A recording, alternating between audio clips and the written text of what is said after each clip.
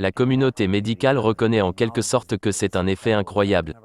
Lors du show TV, 60 minutes, il y a 5 ans, ils étaient époustouflés.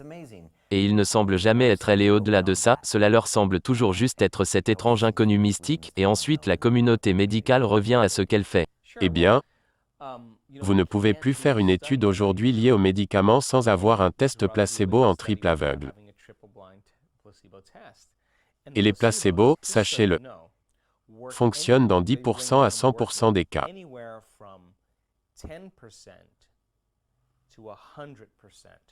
Imaginez cela. Par exemple, l'étude sur la dépression,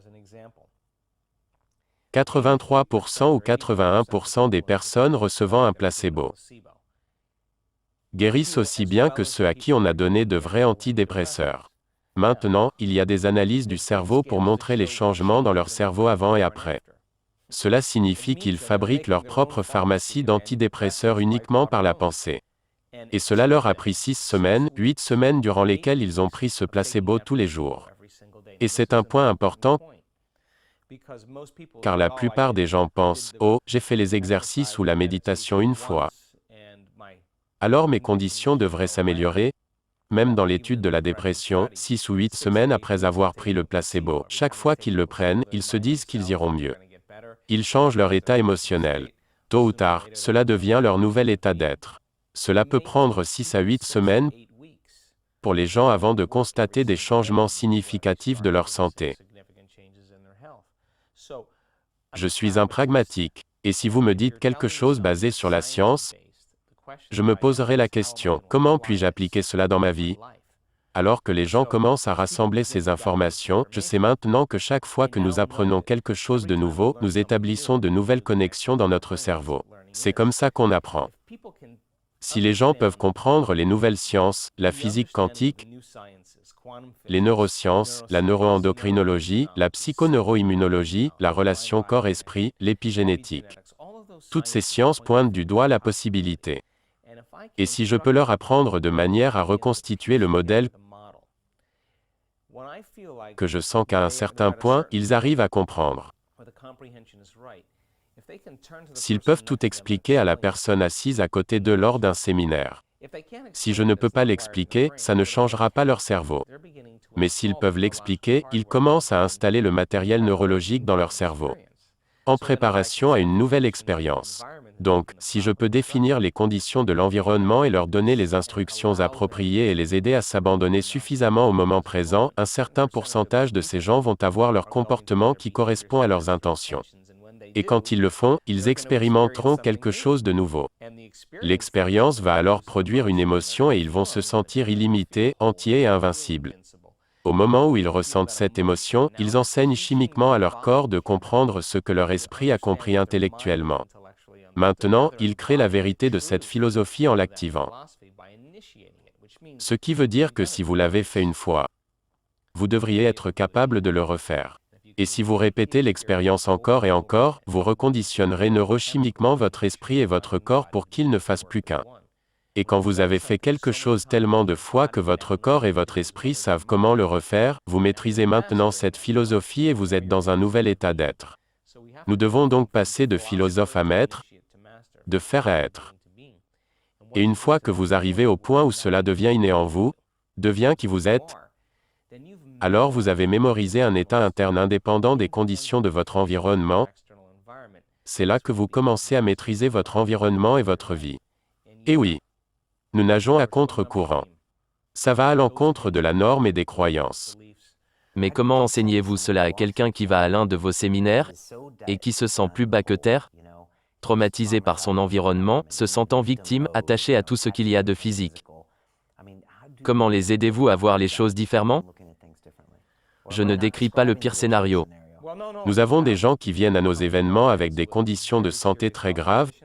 Nous avons des gens qui viennent pour cause de stress post-traumatique, des traumatismes de l'enfance ou de la guerre. Certaines personnes veulent un nouvel emploi, de nouvelles relations, carrière ou opportunités, d'autres veulent juste une expérience mystique. Certains aimeraient juste comprendre comment se créer une meilleure vie. Nous avons donc des gens à tous les niveaux mais je m'en fiche. Car peu importe ce qu'est votre vision, Vous allez juste devoir être assez passionné afin d'investir votre attention et votre énergie dans cet avenir encore et encore. Vous commencez alors à avoir des retours dans votre vie. Vous rassemblez donc une communauté de personnes, 750, 1000 personnes, 1500 personnes, peu importe. Mais il faut énormément de gens selon vous. Vous trouvez que vous avez de meilleurs résultats quand vous dépassez 1000 personnes. Oui, mais ça marche aussi lors de petits événements.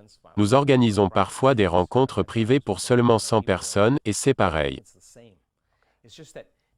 Ce que j'essaie de faire, c'est de connecter ces différentes sciences et les rendre accessibles. Faire réfléchir les gens. Utiliser la raison pour leur faire comprendre que s'ils commencent à faire des changements mesurables, ils devraient avoir des résultats.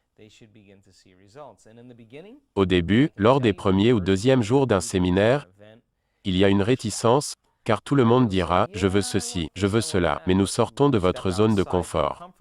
Vous en apprenez plus sur vous-même que sur les autres quand vous êtes hors de votre zone de confort. Donc je les pousse en dehors de leur zone de confort. Comment? Nous faisons tout un tas de choses. La plupart des gens veulent juste s'asseoir pour 10 minutes de méditation, mais quand nous allons plus en profondeur, cette méditation prendra plus de temps qu'à l'accoutumée car de l'autre côté de votre peur, se trouve le courage. De l'autre côté de la douleur, se trouve la liberté. C'est la même énergie juste piégée dans le corps. Nous mettons donc en place les conditions pour pousser les gens à aller plus loin que d'habitude. Et une fois qu'ils s'abandonnent, d'un coup, de plus en plus de gens changent leur énergie et ils se connectent tous entre eux. Et au deuxième ou troisième jour, c'est quand le miracle commence à se produire. Vous avez fait cela pendant 30 ans, mais vous m'avez dit plus tôt que l'année dernière, vous aviez vu des choses qui vous ont surpris. Quelque chose qui pour vous, en tant que scientifique, doit être monumental. Du genre, oh, je ne peux pas croire que de telles transformations se produisent. Qu'avez-vous fait de différent et en quoi cela change-t-il votre avenir? Vous savez, je n'ai jamais planifié jusqu'à ce jour. Je n'avais jamais prévu de faire ça. Mais après ma blessure, j'ai commencé à étudier les guérisons spontanées et chercher si d'autres personnes avaient eu une expérience similaire à la mienne. Et quelle est votre définition de la guérison spontanée? Vous traitez de manière conventionnelle ou non conventionnelle et vous restez le même ou ça empire et tout à coup vous allez mieux. Et je voulais savoir quelle était la cause qui produisait cet effet. Guérison spontanée est un terme rassurant pour le domaine médical car ils ne veulent pas être mêlés à cela. Surtout si cela ne correspond pas avec leur livre des croyances actuelles. Donc, quand j'ai étudié les guérisons spontanées, j'ai voyagé dans 17 pays différents et commencé à poser aux gens des questions très importantes sur leur guérison et comment ils avaient fait. J'ai écrit un livre à ce sujet et puis, quand j'ai réalisé ce qu'ils avaient tous en commun, je me suis dit, si ça fonctionne sur les gens malades, ça devrait fonctionner sur les gens qui se sentent bien. Nous avons donc commencé à enseigner cela dans nos séminaires. Plus tard, quand nous avons commencé à voir des gens guérir lors de nos séminaires, en 2 week-ends seulement, comme une tumeur réduite de 40%, l'ouïe qui revient, des choses folles. Personnellement, j'avais du mal à y croire. Mais je me disais, ils doivent activer certains gènes pour faire cela. Alors ok, mesurons tout ça. J'ai donc réuni un groupe de scientifiques et de chercheurs et nous avons commencé à faire ces ateliers avancés. Et nous avons tout mesuré. On mesurait les ondes cérébrales, les HRV, les moniteurs cardiaques. Nous avons mesuré l'énergie dans la pièce, l'énergie autour du corps des gens, l'énergie dans leur corps, la réponse immunitaire, les neurotransmetteurs. On a mesuré l'expression génétique, la régulation des gènes, la longueur des télomères. Et toutes les expérimentations que nous avons faites autour de nos pratiquants lors de ces 4 jours et demi d'ateliers avancés. Nous avons fait l'histoire. Car nous avons vu des choses incroyables. Qui vous ont même surprise? C'est là que ça devient bizarre car j'ai dit, je peux comprendre cela car j'ai vu comment ça pouvait arriver. Et puis, j'ai réalisé que lorsque nous faisons des événements de 4 jours, quand l'événement se terminait, je pensais, mon Dieu, tout le monde est totalement dépassé, l'énergie est incroyable, les gens se sentent libérés, et je restais avec eux 3 jours de plus.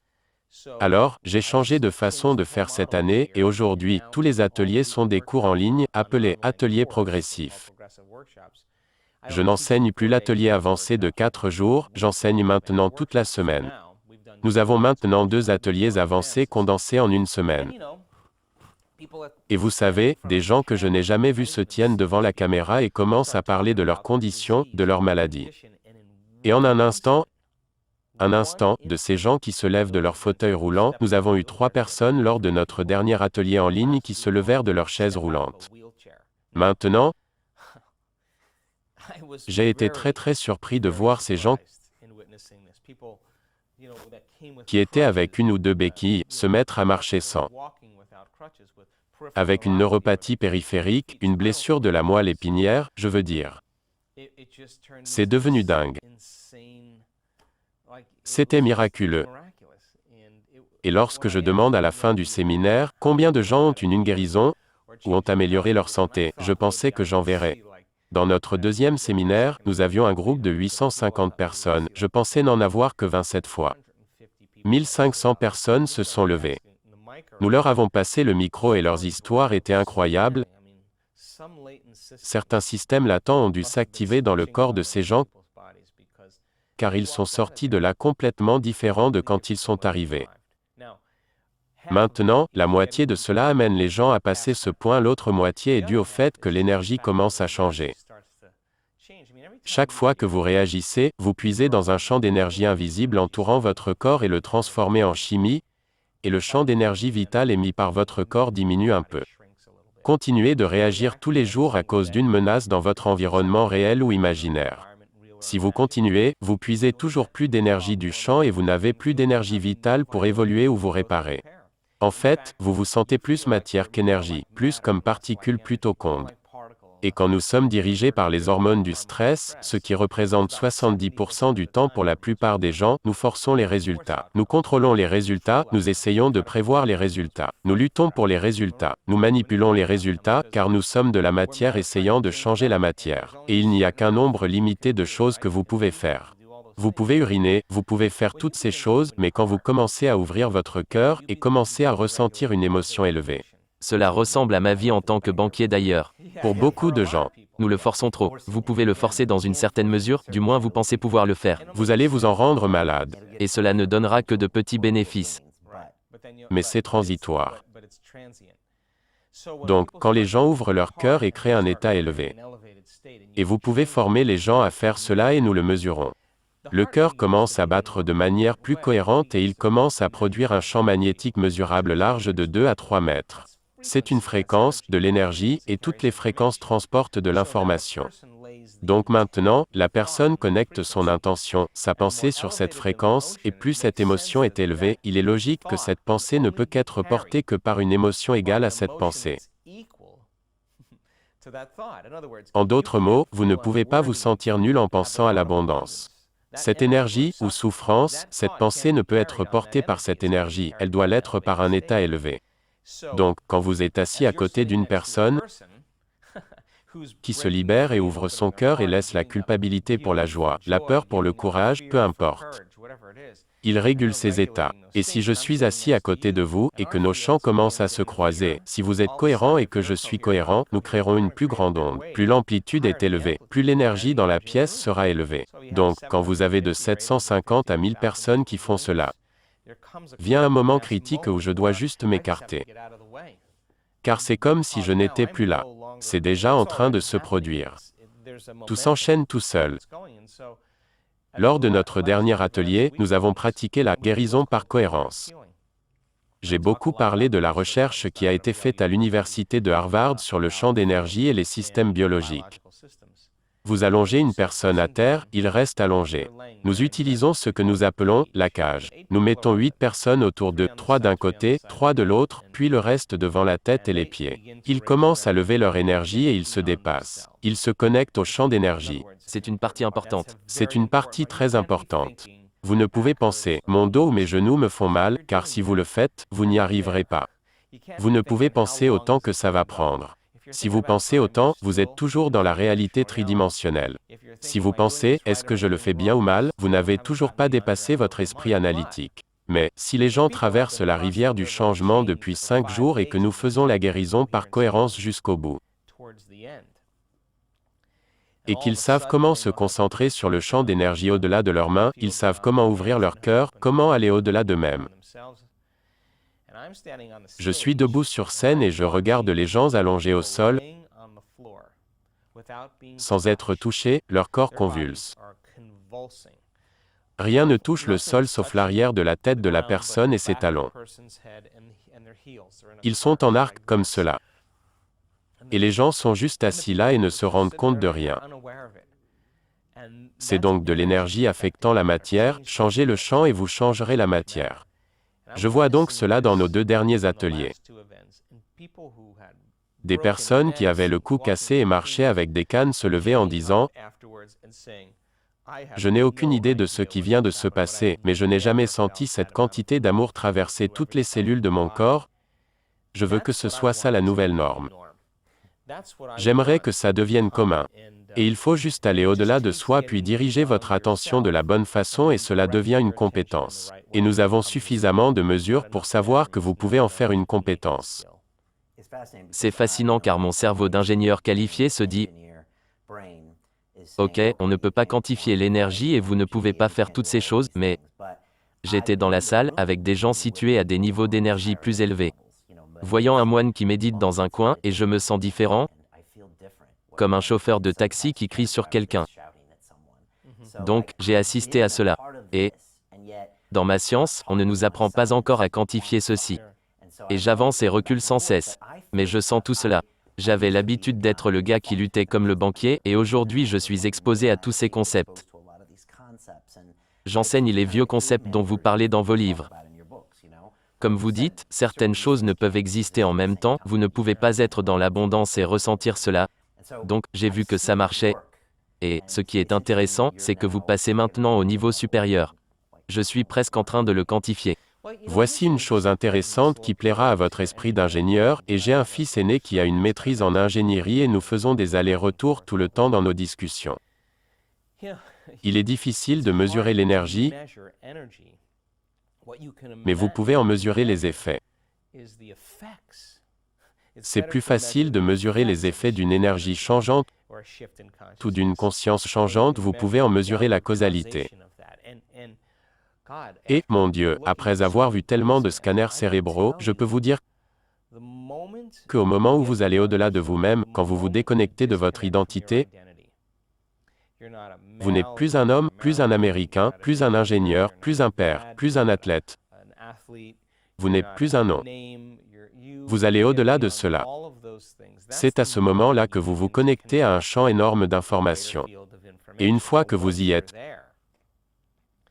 quand vous n'êtes personne, nulle part, sentant, vous devenez pure conscience.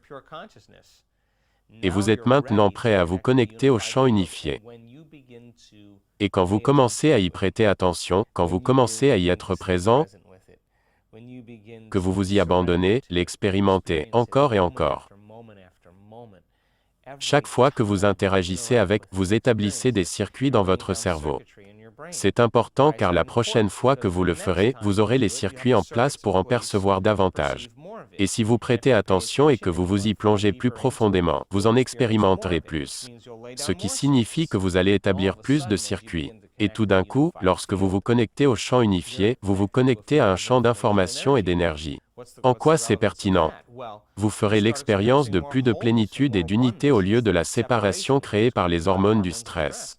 Plus vous vivez dans le stress, plus vous devenez matérialiste. Vous définissez la réalité par vos sens, car c'est important de définir la réalité par vos sens en contexte de survie.